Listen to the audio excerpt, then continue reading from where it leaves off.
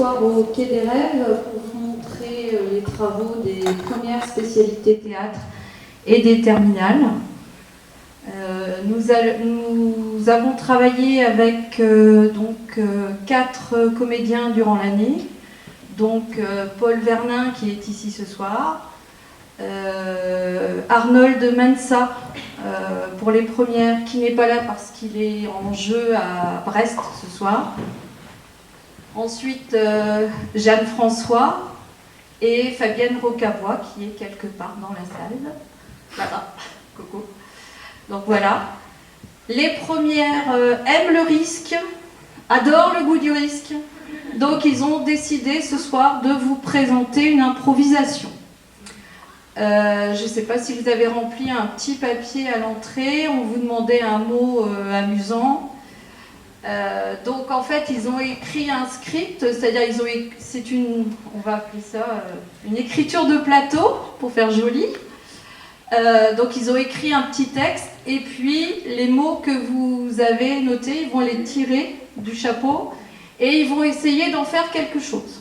Voilà, une histoire. Donc ça se passe, vous allez voir, c'est une émission de télé qui parle de cinéma. Et voilà, on va voir ce qu'ils sont capables de faire. Alors ils ont appris des textes, je vous rassure, pendant l'année. Mais ce soir, ils avaient vraiment envie d'une improvisation. Donc voilà, ils vous la présentent. Et on espère que ça vous plaira.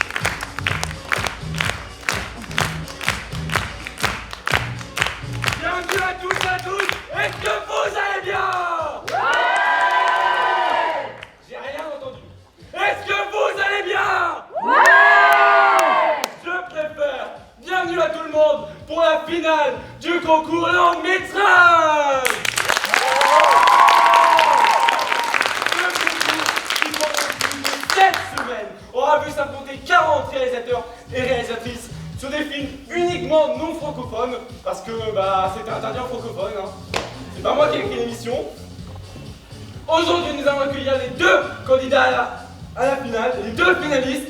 Et l'un d'eux va avoir l'honneur, le privilège de remporter ce prix qui est de 10 millions d'euros.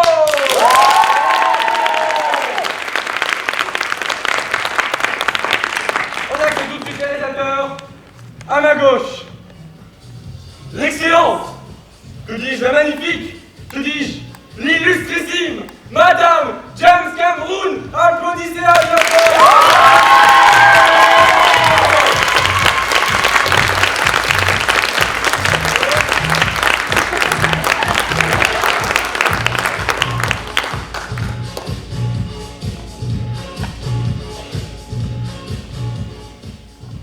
Bonsoir Madame Cameron, est-ce que vous êtes content d'être avec nous ce soir? Ouais. Ça tombe bien parce que nous aussi on est très contents d'être avec vous ce soir. Merci. On va accueillir tout de suite votre concurrent. Alors lui, il ne vient pas lui-même être avec vous, pourtant vous vous connaissez, vous vous êtes déjà croisés lors de certains tournages.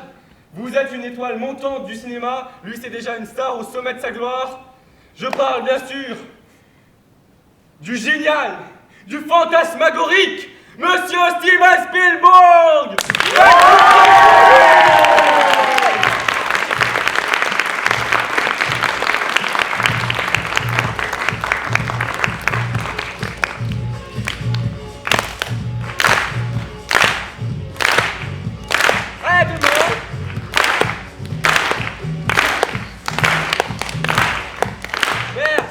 Monsieur Steven Spielberg, est-ce que vous êtes également content d'être avec nous ce soir? Eh bien écoutez, c'est un honneur d'être sur ce plateau encore une fois, pour cette 7e semaine, cette finale en fait. Exactement, et bien écoutez, c'est encore un honneur pour nous d'être avec vous deux, les très chers réalisateurs. On va passer tout de suite à la première phase de l'émission, les questions aux réalisateurs.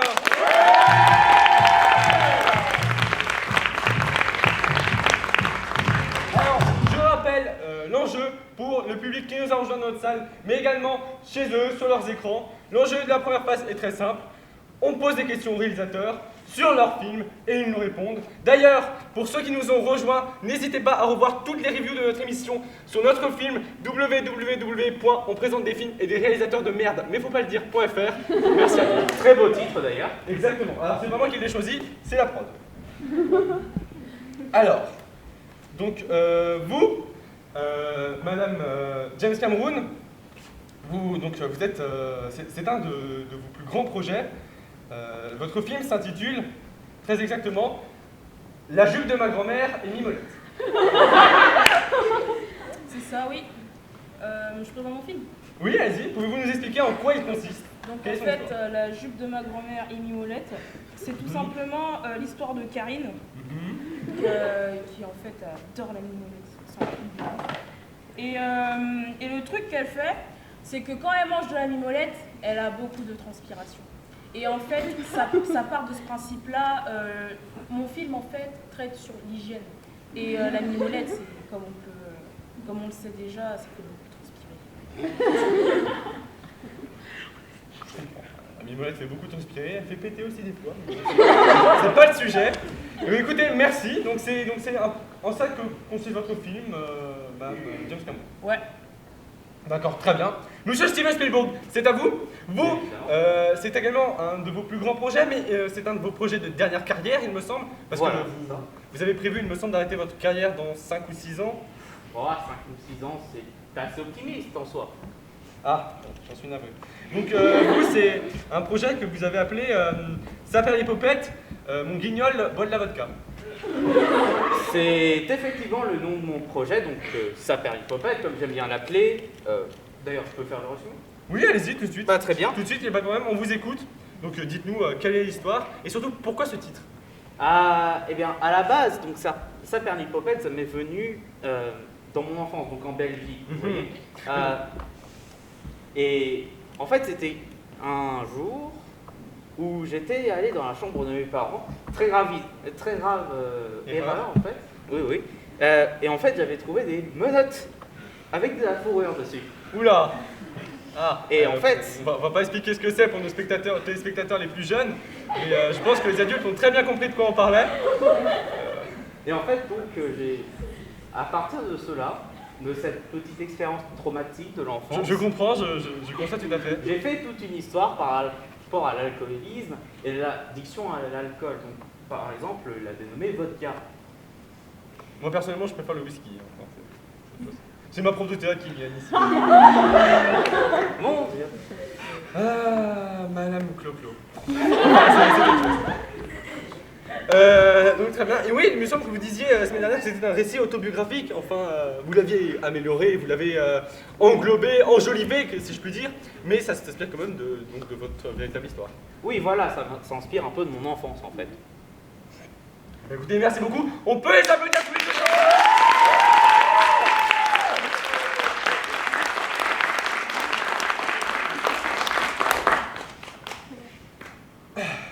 Messieurs les réalisateurs, vous n'êtes pas venus seuls ce soir, vous êtes venus avec vos acteurs.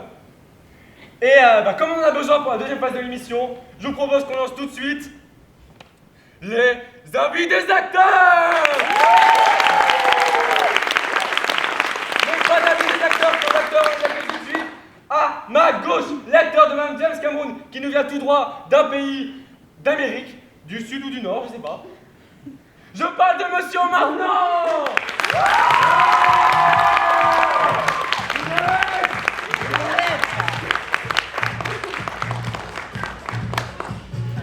Alors on a le public qui crie Mimolette dans la salle, on a un public de connaisseurs ou de fans de votre film qui vous suivent peut-être depuis longtemps. Monsieur Steven Spielberg, c'est à vous. Oui. On va accueillir votre acteur qui est en fait une actrice. Une actrice qui nous vient d'un pays scandinave, il me semble, c'est le... Perdu. Elle vient de Belgique. Ah, elle vient du même pays que vous. Effectivement, c'est une de mes nombreuses meilleures amies. D'accord, très bien. Et ben écoutez, on accueille sur ce plateau tout de suite Madame Brad Pitt.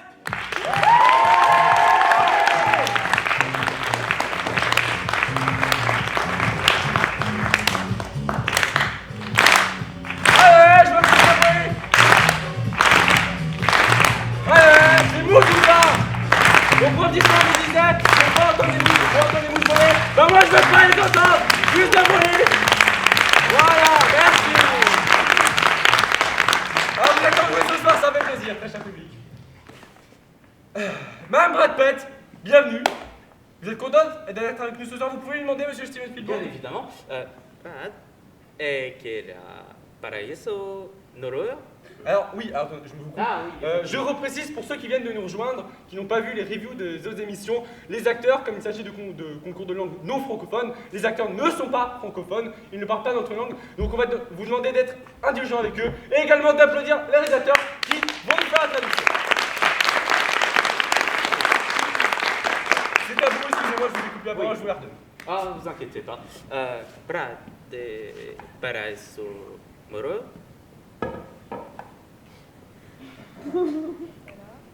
Para? Excusez-moi, est-ce que vous pourriez parler plus fort pour nos acteurs qui sont au fond de la salle? Para.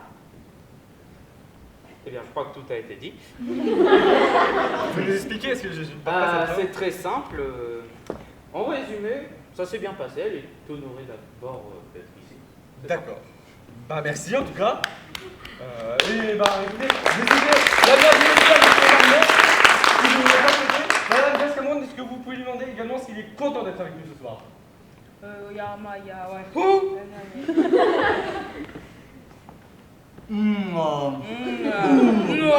Nicolas, couteau, quoi, Je suis très content d'être ici. Bah écoutez, Ish effectivement, je sais toujours pas ce que ça veut dire. Bah écoutez, on passe donc, je l'ai dit, à la deuxième phase. C'est très simple, je pose des questions à vos acteurs, mais cette fois-ci, pas sur votre film, mais plutôt sur le tournage. Je commence par Monsieur Marmont. Madame Jess Cameron, pouvez-vous lui demander comment il a aimé le tournage, comment il l'a trouvé, est-ce qu'il peut nous raconter un peu le tournage?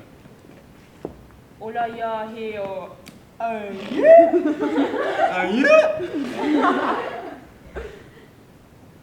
Nicolas, quoi? Je pense qu'il n'y a rien à dire parce qu'en fait c'est trop bien Karina. Nicolas, couteau, quoi? Et vraiment j'adore la mimolette. Mimolette. D'accord, bah écoutez, au moins vous avez un fan de fromage avec vous. Ça fait toujours plaisir, un fan de fromage. Bah écoutez, merci à Monsieur Marmont, on peut applaudir. On peut applaudir. Encore une fois, votre public, ça fait plaisir. J'espère pour vous, Monsieur Spielberg, qu'il y a également des gens qui vous soutiennent dans la salle. Je ne sais pas. Oh, je suis sûr que chez eux, plein de personnes vous soutiennent devant leurs écrans. On passe à Mme Brad Pitt, Monsieur Spielberg. J'aimerais qu'elle puisse nous expliquer, parce qu'elle est toute calme. Donc, je ne absolument pas un crime. Est-ce qu'elle peut nous expliquer un peu comment s'est déroulé le tournage? Qu'est-ce qu'elle a aimé? Quelques petites anecdotes peut-être? Très bien, en somme. Brad, paraia morosui toberesa.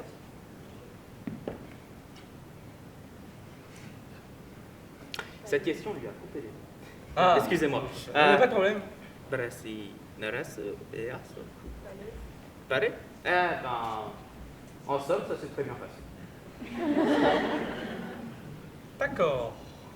Mais je suis ravi que ça se soit très bien passé son tournage, mais est-ce qu'elle pourrait, elle, nous expliquer, je ne sais pas moi, quelques petites anecdotes comme comment vous l'avez connu, comment vous vous êtes rencontrés, vous? Est-ce qu'elle peut nous le dire? Très bien. Brad, narasa parahiasi, mediat, doro.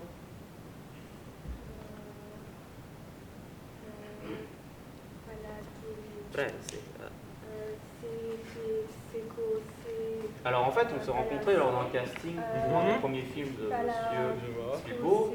Et en fait, c'était une sorte de film donc par rapport à la pollution, comme il y a D'accord. beaucoup. Ok, je vois. Et donc en fait, je jouais le rôle d'une jeune fille de 16 ans. D'accord. Et en fait, oh!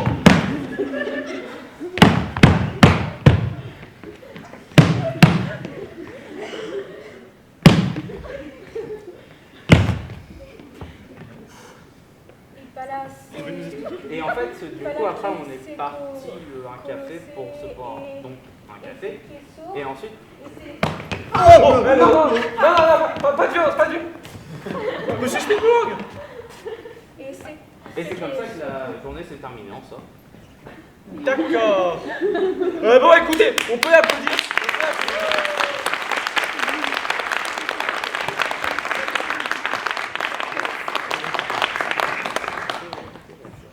Eh bien, écoutez, merci à tous nos acteurs et les actrices de nous avoir fait part de leurs expériences.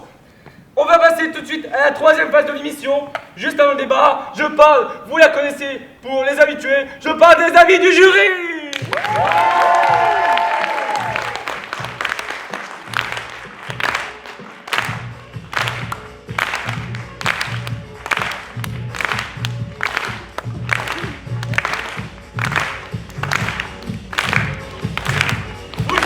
Vous le savez très bien pour les habitués. Pour ceux qui nous rejoignent, je vais le rappeler. On a un jury qui a jugé vos films, un jury qui est constitué de très grands noms du cinéma français et international. Je parle par exemple de, je suis sûr que vous le connaissez, Leonardo DiCaprio, ou bien encore Gérard Depardieu, le frère de Gérard Arrivé de Dieu, mais c'est une autre histoire. Eh bien écoutez, tous ces grands noms du cinéma, ils ont jugé vos films, ils ont émis des avis, des critiques, peut-être positifs, peut-être négatifs, j'en sais rien. Mais bon, on va pas s'énerver face à des critiques négatives. De toute façon, c'est pas votre genre, Madame James Cameron et Monsieur Steven Spielberg. Pas du tout. Vous n'êtes pas du genre à vous jeter un verre de la tête pour quelques insultes. On va commencer par vous, Madame James Cameron. J'aimerais que vous nous disiez ce que vous pensez de la critique qui a été émise par les membres du jury, Monsieur Leonardo DiCaprio et Monsieur Gérard Depardieu, notamment, à propos du film de Monsieur Steven Spielberg, critique qui est, je cite, ah bah c'est une annonce de redoublement.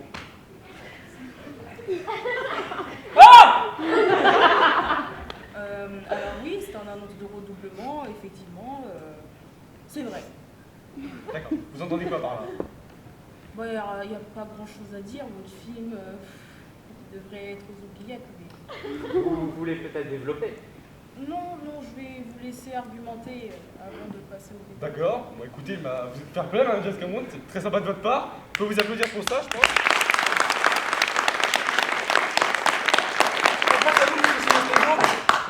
J'aimerais que vous nous disiez, vous, ce que vous pensez de la critique qui a été émise par les membres du jury à l'encontre du film de Madame James Cameron. Critique qui est, je cite, c'est comme un pot de cornichon et une cacahuète mélangée, c'est dégueulasse. Mais Monsieur Gérard Depardieu a dit quelque chose derrière, il a dit bon point pour la mimolette. Mimolette.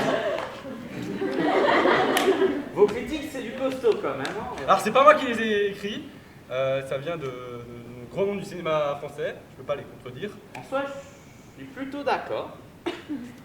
Déjà, on peut parler donc de la métaphore avec le cornichon et le cacahuète.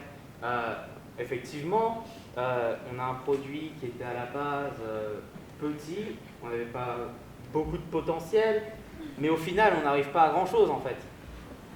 C'est toujours le même produit, petit, sans envergure, ni avenir. Et ne commençons pas sur la réalisatrice, parce que là, je pourrais aller pendant 12 heures.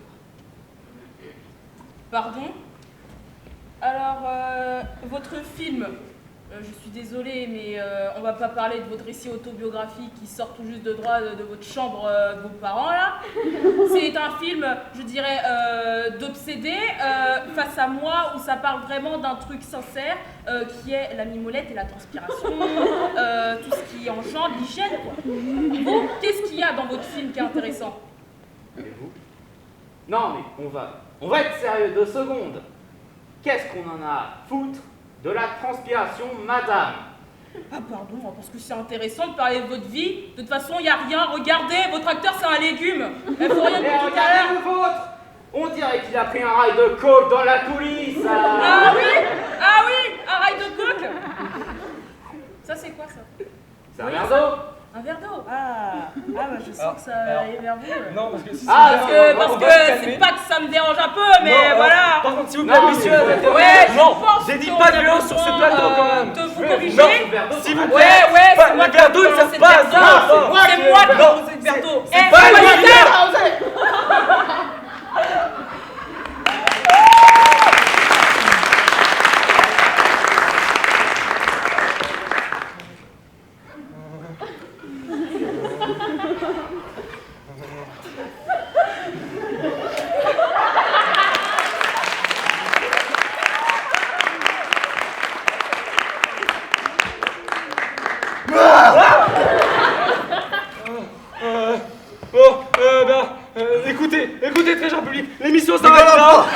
tous et à tous d'avoir été là.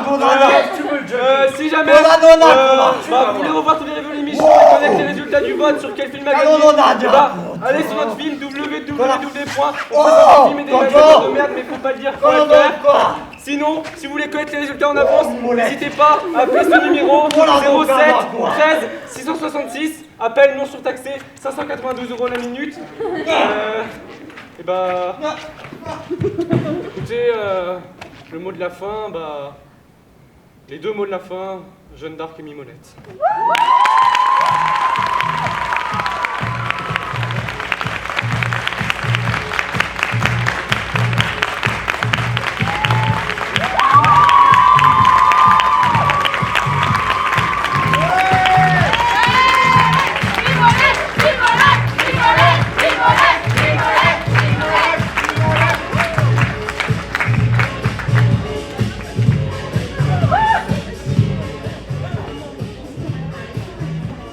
Bon, qui aime la mimoulette dans la salle?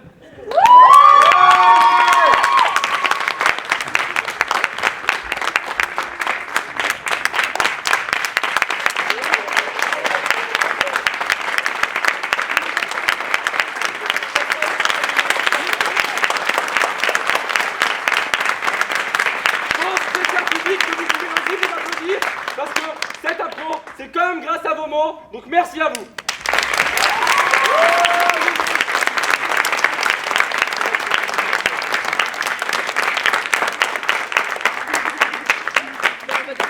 Bon bah écoutez, au revoir. Au revoir. Au revoir.